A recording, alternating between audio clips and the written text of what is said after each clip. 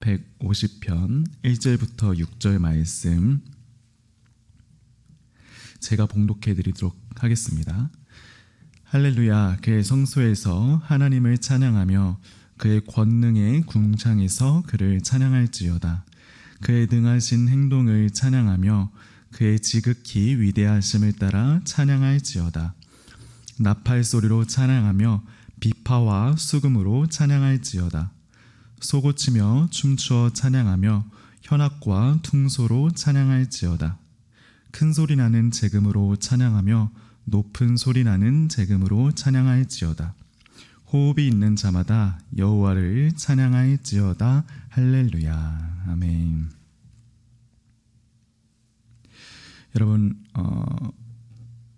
혹시 언젠가 오케스트라의 공연을 직접 보신 적이 있으십니까? 혹시 보셨다면 이 오케스트라에서 우리들의 마음을 확 사로잡는 부분은 어디라고 생각을 하십니까? 고대 그리스에서 시작이 되어서 오늘날까지 이어져 오고 있는 이 오케스트라는 적게는 수십 명, 또 많게는 100명이 넘는 연주자들로 이렇게 구성이 되어 있습니다. 특별히 이러한 오케스트라는 오랜 세월 동안 왕실의 행사나 국가적인 축제에 사용이 될 만큼 굉장히 품위 있고 또 교양 있는 그런 종합예술이라고 할 수가 있는데요. 그래서 그런지 지금까지도 많은 사람들이 이 클래식 음악을 들을 때 이 오케스트라의 연주를 빼놓지 않고 이렇게 즐겨 듣는 것 같습니다. 어떻게 보면 이 오케스트라의 가장 큰 매력은 수많은 악기들이 서로 어우러져서 하나의 아름다운 조화로운 그런 음악을 만들어내는 그런 매력이 있는 것 같습니다. 그런데 여러분, 사실 오케스트라의 공연을 좀 더 자세히 살펴보면 처음에는 조금 지루할 수 있지만 어느 순간 청중들의 마음을 확 사로잡는 그런 순간들이 있습니다. 특별히 이전에는 사람들이 조용히 앉아서 그저 음악을 이렇게 감상하고 있었다면 이 부분에서만큼은 갑자기 자세를 고쳐잡고 감탄을 자아내곤 하는데요. 여러분, 혹시 이 부분이 어떤 부분인지 알고 계신가요? 아마 아시는 분도 계시겠지만 바로 클라이맥스라는 부분입니다. 클라이맥스는 음악이나 드라마에서 가장 흥분이나 긴장감이 높은 절정의 순간들을 이렇게 지칭하는 말입니다. 일반적으로 오케스트라의 연주는 이 클라이맥스를 향해서 점점 분위기가 고조되면서 이렇게 사람들의 흥분을 이렇게 자아내게 되는데요. 그런데 여러분, 오늘 우리가 읽은 성경에서도 이러한 클라이맥스가 아주 두드러지게 나타나는 말씀이 하나가 이렇게 있다고 합니다. 특별히 이 부분은 시편의 마지막 편으로 우리에게 잘 알려져 있는 시편 150편, 시편 150편이라고 할 수가 있는데, 여러분, 오늘 시편 150편, 어떻게 보면 시편의 클라이맥스라고 할 수 있는 이 시편은 우리에게 어떤 것을 이렇게 가르쳐주고 있을까요? 우리 오늘 본문 말씀을 통해서 조금 짧게나마 살펴보았으면 좋겠습니다. 여러분, 오늘 본문에서 시편 기자는 이 시편을 읽고 있는 독자들에게 우리가 누구를 높여야 하는지 좀 자세하게 이렇게 이야기를 해주고 있는데요. 우리 오늘 본문 말씀 1절부터 2절을 다 같이 다시 한번 읽어보았으면 좋겠습니다. 1절입니다. 할렐루야. 그의 성소에서 하나님을 찬양하며 그의 권능의 궁창에서 그를 찬양할지어다. 그의 능하신 행동을 찬양하며 그의 지극히 위대하심을 따라 찬양할지어다. 아멘. 여러분, 오늘 본문에서 시편 기자는 어떤 한 분의 행적을 소개를 하면서 무려 11번에 걸쳐서 이분을 찬양하라고 말을 하고 있는데요. 여러분, 여기서 시편 기자는 어떤 분을 찬양하라고 이야기하고 있죠?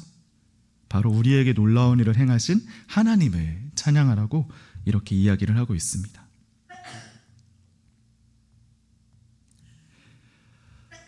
고대 이스라엘 사회에서는 누군가의 업적이나 공로가 뛰어날 때면 그 사람을 높이고 칭찬하는 그런 문화가 있었습니다. 특별히 전쟁에서 큰 승리를 거둔 장군이라 한 나라의 영웅이 지나가면 사람들은 공개적으로 그 사람의 이름을 부르면서 그의 업적을 이렇게 노래하곤 했는데요.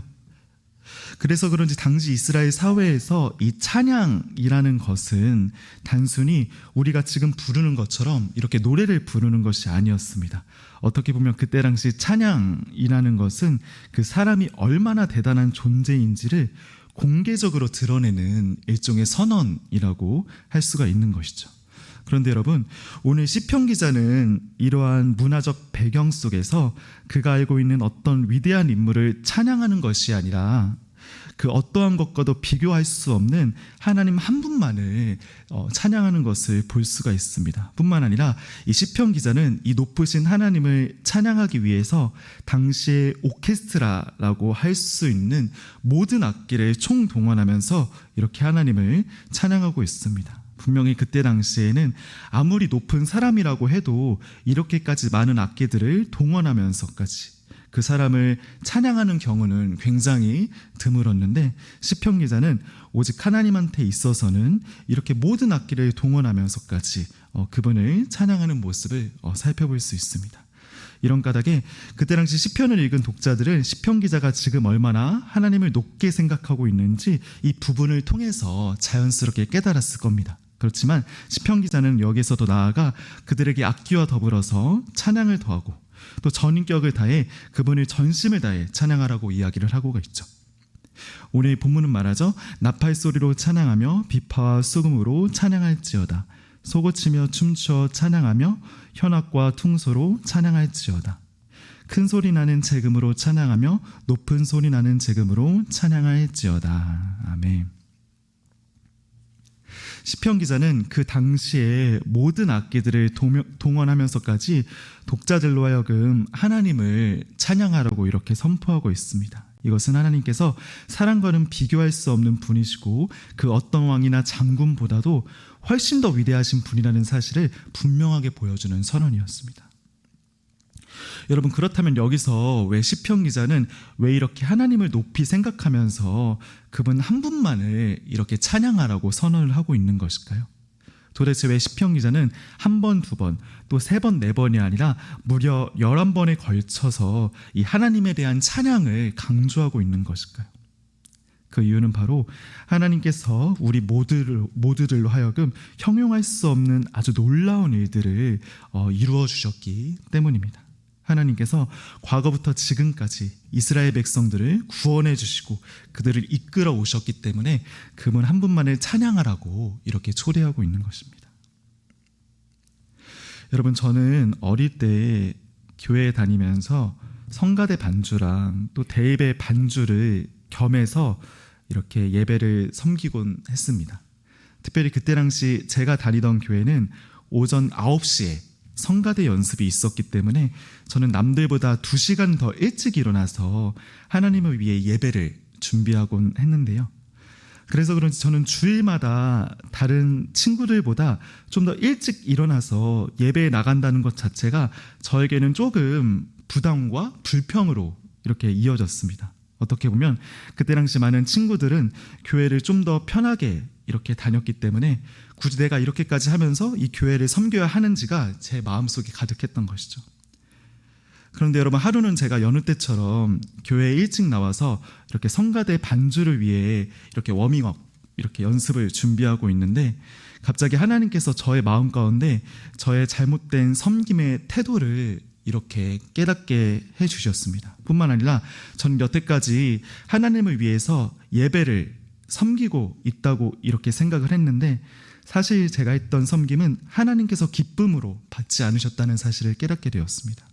분명히 저는 여태까지 하루도 빠짐없이 이 예배의 반주로 나름 열심히 섬겼다고 생각을 했는데 정작 제 마음속에는 하나님을 향한 감사로 했다기보다는 불평이 훨씬 더 많았던 겁니다. 이런 까닭에 저는 그때 당시 혼자서 성가대 반주 연습을 하다가 마음이 굉장히 찔려가지고 눈물을 뚝뚝 흘리면서 하나님께 저의 모든 잘못들을 하나둘씩 회개하기 시작했습니다. 그리고 그때 이후부터는 어떤 교회를 할 때마다 마지못해서 하는 것이 아니라 하나님께서 여태까지 나를 위해 행해주신 그 놀라운 일들을 기억하면서 감사함으로 제가 맡은 반주를 감당했던 기억이 납니다. 물론 제가 이렇게 깨달았어도 그 다음 주에 뭔가 드라마틱한 변화가 있는 것은 아니었습니다. 여전히 저는 잠도 왔고 또 피곤했고 내가 왜 이 반주를 해야 하는지 이해가 되지 않을 때도 있었습니다. 그렇지만 이전과는 다르게 저는 저의 수고와 이렇게 희생만 바라보면서 불평만 가득하면서 이렇게 반주를 했었다면 그 이후부터는 하나님께서 나를 위해 행하신 그 놀라운 일들을 묵상하면서 계속 이 섬김을 감사함으로 감당할 수 있었던 것 같습니다. 어떻게 보면 시편 기자가 말한 자원에서 하는 찬양과 섬김의 비밀을 제가 조금이나마 이렇게 깨닫게 된 것이라고 볼 수가 있죠. 사랑하는 여러분, 하나님께서는 우리가 자원하는 심령으로 그분을 찬양하기를 원하십니다.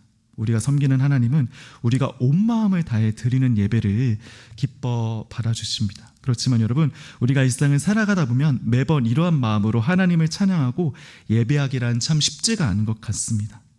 특별히 우리가 신앙생활을 오래 하다 보면 마음이 강팍해져서 억지로 하나님을 예배할 때가 있는데요. 그렇지만 여러분, 우리로 이렇게 편안하게 신앙생활을 할 수 있는 상황 속에서 그분을 억지로만 예배하면 될까요? 우리로 예수님이 말씀하신 것처럼 그저 마당 뜰만 밟는 그런 예배 참여자가 되어서는 될까요? 그렇지 않습니다. 우리는 마땅히 하나님께서 우리에게 행하신 그 놀라운 일, 구원의 은혜를 생각하면서 항상 어떤 예배에 참여하든지 자원하는 마음으로 하나님을 경배해야 합니다. 바로 이것이 하나님께서 우리에게 원하시는 살아있는 예배요 찬양이라고 할 수가 있습니다. 그렇습니다. 여러분, 하나님께서는 우리가 자원해서 드리는 예배를 기뻐하십니다. 하나님께서는 오늘 시편 기자가 말한 그분이 행하신 놀라운 일들을 기억하면서 자원해서 이렇게 찬양하기를 원하십니다. 이 시간 우리 이러한 진리를 다시 한번 생각해 보면서 이번 일주일도 우리의 마음을 하나님께 온전히 드리며 참된 예배자로 설 수 있는 저희 모두 되기를 주님의 이름으로 소망합니다.